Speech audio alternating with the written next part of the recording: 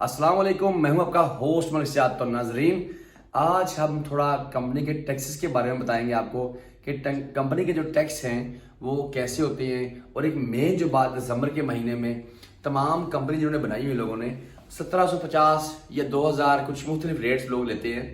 तो वो आपको बता दूंगा क्यों लेते हैं। जिस बंदे को कॉल करते हैं उन पैसे लेने के लिए, हम करते हैं या कोई भी करता है, तो जो है वो पूछते हैं कि जी किस चीज़ के पैसे हैं।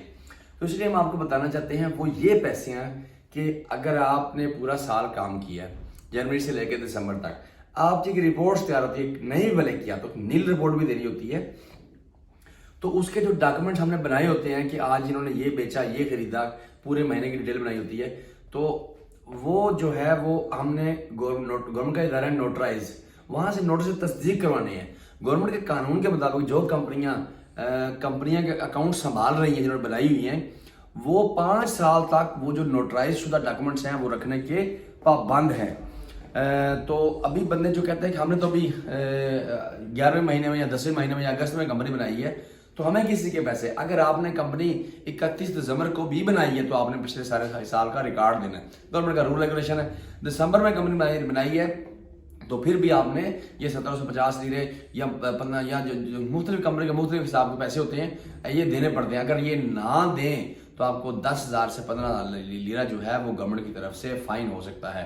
क्योंकि गवर्नमेंट कहती है कि आपने साल भर में किया, इसको नोटराइज करवा के अपने पास रख लें। नोटराइज कराने का मतलब ये है कि आप इसको रद्दोबदल इसमें ना कर सकें।